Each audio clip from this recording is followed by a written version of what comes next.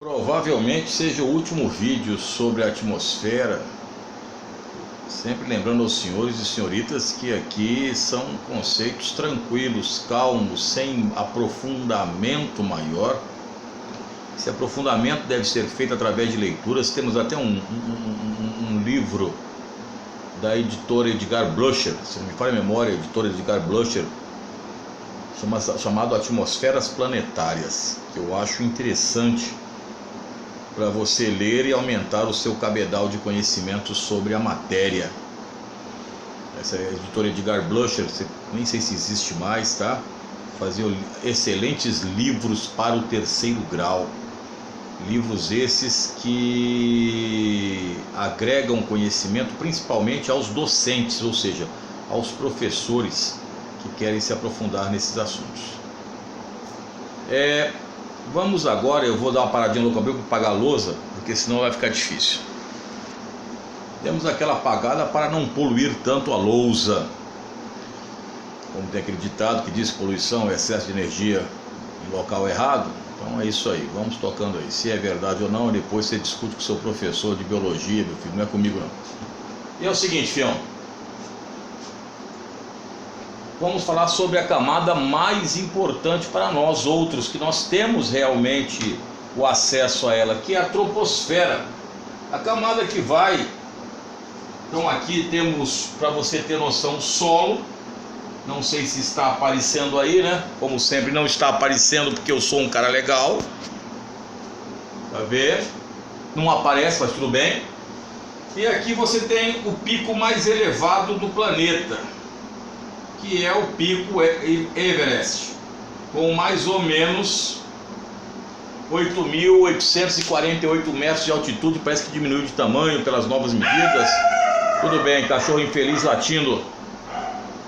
E é o seguinte, a troposfera, você sabe melhor do que eu, que ela concentra de 70% a 80% dos gases da atmosfera nessa camada. Tá? 70% a 80% dos gases da Terra aqui estão concentrados aqui. Lógico, pela atração aqui, na atração gravitacional. Atração dos corpos daqui, atração gravitacional. Então, por isso, quando o senhor vai a uma praia, por exemplo, você está aqui Campo do Jordão, aqui a Praia de Santos. Aqui a Praia de Santos, Campo do Jordão. Você tem, logicamente, entre aspas, uma coluna de ar muito maior do que aqui. Aqui está a 1.700 metros de altitude, mais ou menos. Aqui é o nível do mar. Então, quanto mais baixo você estiver ao nível do mar, maior será a pressão atmosférica, será maior. A pressão aqui atmosférica é maior. Aqui a pressão atmosférica é menor. O ar aqui em Campos do Jordão, por exemplo, é mais rarefeito do que, por exemplo, em Santos. É por isso que o senhor, quando vê os esportistas, principalmente os fundistas, treinando, né, os fundistas, que são aqueles corredores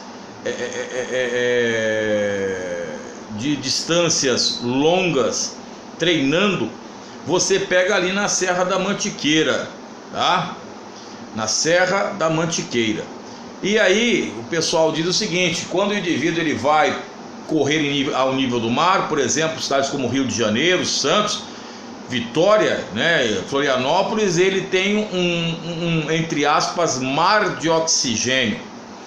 Por isso que o senhor vê, por exemplo, quando os times brasileiros, que estão jogando cada vez pior, diga-se de passagem, vão jogar nas altitudes bolivianas, na Cordilheira dos Andes, por exemplo, em La Paz, que está a 3.700 metros de altitude, não é? O pessoal diz o seguinte, que eles sofrem um problema sério pelo ar rarefeito daquela região. Você sabe melhor do que eu que nós temos o gradiente de variação térmica, GVT, parece treino alemão, não posso nem falar isso, né? Porque daqui a pouco o CREF pega no pé.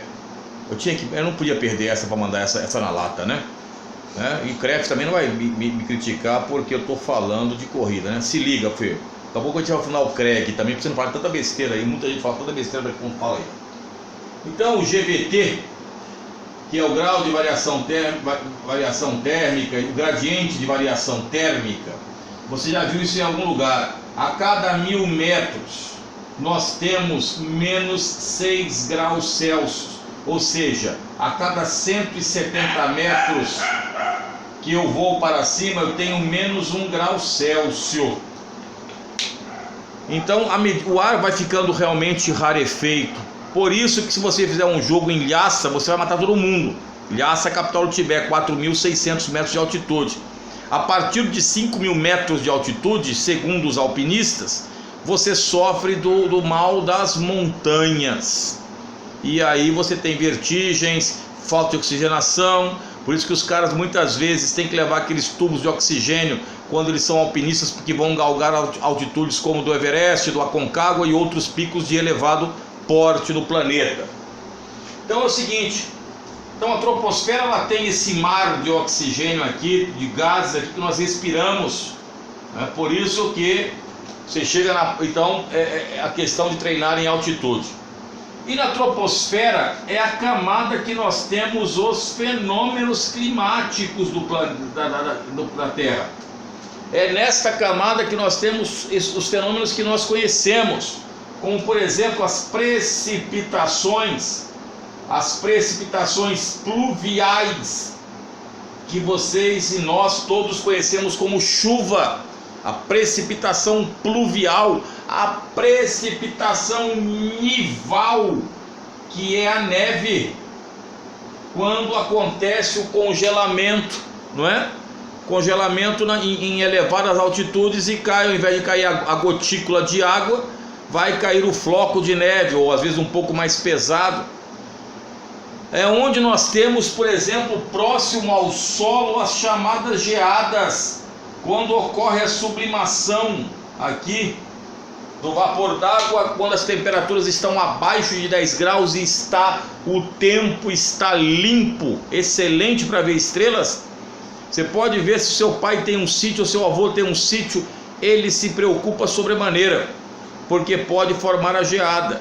E a geada muitas vezes pode trazer aquela película praticamente parecendo gelo nas folhas.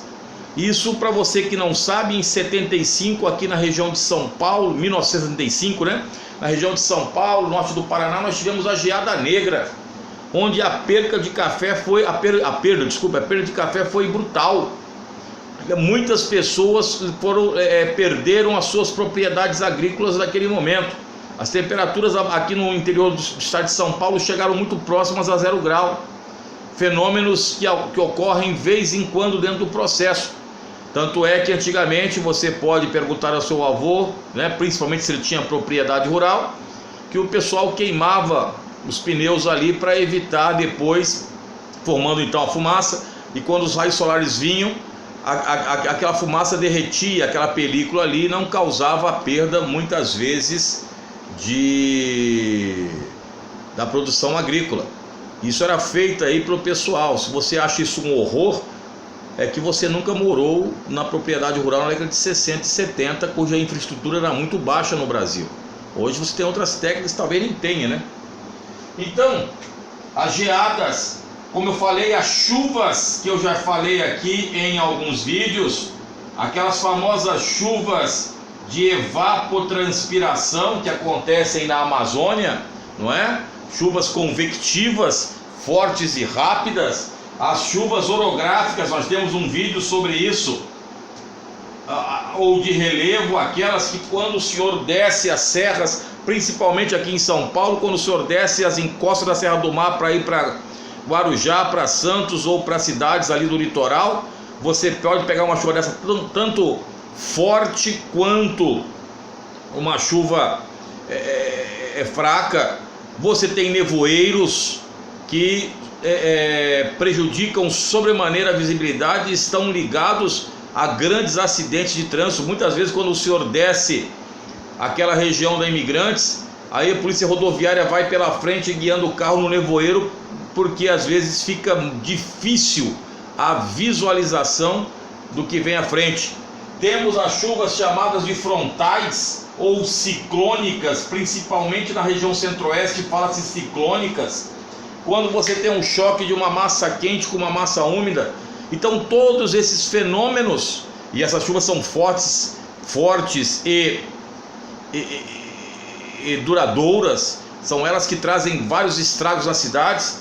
Esses fenômenos, a garoa, quem morou em São Paulo, principalmente na minha época, década de 70 e 80, deve lembrar quão frio era a garoa paulistana. Se o senhor nunca foi em São Paulo, o senhor pegar uma garoa, primeiro que você não vê nada muitas vezes. Eu me lembro quando eu morava na Vila Matilde, descia aquele viadutão para ir para a Vila Esperança, para o Colégio Olivetano.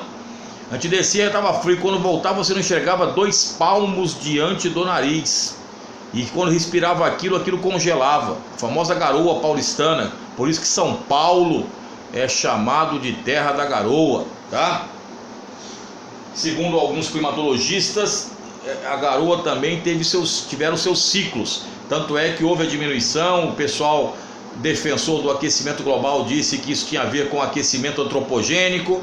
Aqueles que são contrários dizem que as garoas também funcionam como um ciclo dentro de determinadas situações. Não entrarei nesse mérito, essa discussão aqui, que não vai me levar a lugar nenhum.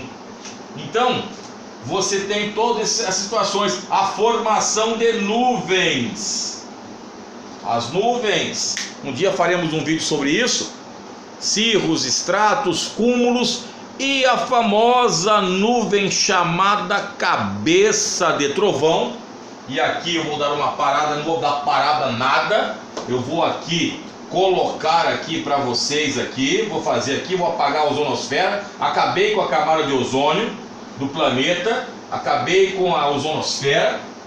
Então aqui essas nuvens que tem aqui a sua base muito baixa e que podem chegar a quilômetros de distância, não é? Até chegar aqui ao seu ápice, que são as chamadas cúmulos nimbus, também chamada cabeça de trovão. Essa nuvem, ela é responsável muitas vezes pela chamada chuva de granizo. Pelo amor de Deus, chuva de granizo. Se tiver chovendo granito, velho, é chuva de asteroide ou de outra coisa, tá? Ou alguém mandou uma pedreira e arrebentou com aquela rocha, que é uma rocha magmática intrusiva, o granito, tá? Chuva de granizo, onde formam-se correntes na nuvem e aí você tem chuvas torrenciais. A chuva de granizo, ela mata muitas vezes as criações, gado bovino morre. Eu me lembro, certa feita aqui em Fernandópolis, eu e um grande companheiro em memória, que trabalhou muito tempo comigo, na época, Cabo Franco, resolvemos fazer uma corrida, tá? Naquela época eu estava correndo que nem o flash reverso. E aí nós estávamos indo aí perto de uma estação de trem. Quando voltamos, aquela chuva de granizo pegou. E aí ficou o dilema: levar granizo ou ficar debaixo de uma árvore e ser talvez um ponto legal para a queda de um raio, etc e tal. Então continuamos. Inesquecível, ainda estou vivo até hoje. É porque ela não foi muito forte. Se fosse forte, filhão, daria problema, porque aquilo quando bate, meu filho, é terrível. Então, acúmulos nimbus, elas muitas vezes dificultam a aeronavegação. Lembrando a vocês que os pilotos de avião a jato geralmente voam nas camadas superiores da troposfera, quase na tropopausa, para evitar essas situações. Por isso que quando você vai de avião, você vê as nuvens da parte inferior. Olha a nuvem lá embaixo, é claro, você está acima das nuvens. Mas às vezes essas cabeças de trovão, elas causam problemas e os pilotos têm que desviar delas. É o caso, se não me falha a memória, de um acidente que aconteceu ali próximo.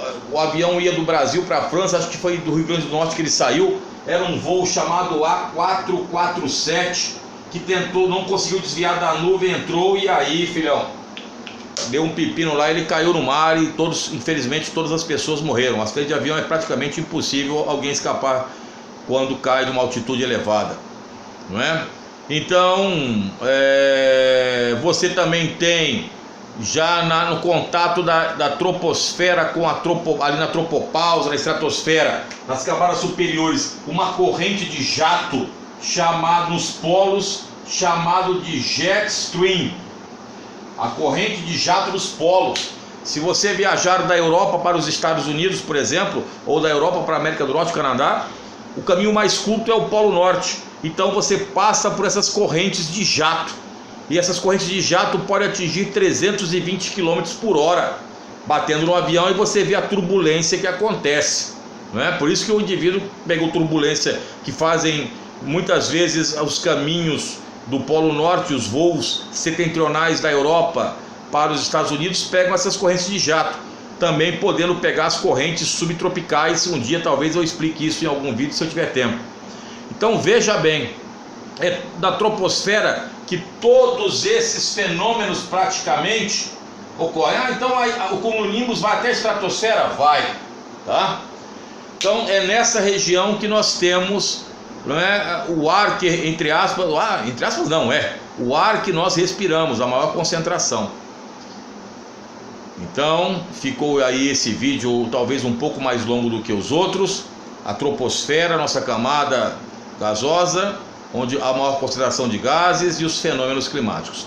Não se esqueçam disso na prova. Duas camadas são clássicas para cair em prova: a troposfera e a estratosfera, por causa da ozonosfera, tá ok? Essas duas camadas geralmente pedem-se nos vestibulares em provas, geralmente de testes. Fiquem atentos, acompanhem os vídeos. Ah, professor, esse vídeo é muito modorrento, o senhor não tem carisma cibernético. Então, filhão, quando você trabalhar, você fala pro seu patrão que ele também não tem carisma cibernético. E aí você vai ter um bilhete azul. Sabe aquele bilhete azul? Que também não é cibernético não, o bilhete azul ele é real, tá? Porque nem o conhecimento ele não tem que ser tão agradável. Eu já falei para vocês, tem que ter sabor. Você quer sabor? Vai no Masterchef, filhão. Vai lá no Masterchef que o Jacan pode fazer um sabor para você aí e tal, para te dar uma orientação sobre sabor. Eu não sou cozinheiro, velho, sou professor, certo? Então eu faço aquilo que pediram para eu fazer. Sou guerrilheiro da educação. Tem que mandar o assunto, ele é desagradável, mas nós vamos que o som não pode parar. Se eu fosse parar para comer, eu seria o Cuca do Recruta Zero, ou o Tainha, tô parecendo mesmo. Tamo junto, fião. Já Elvis. E para dar 18 minutos, vou ficar 15 segundos aqui sem falar absolutamente nada. Não, pelo amor de Deus. Paradinha, Louco Abreu. Vambora, já Elvis de novo.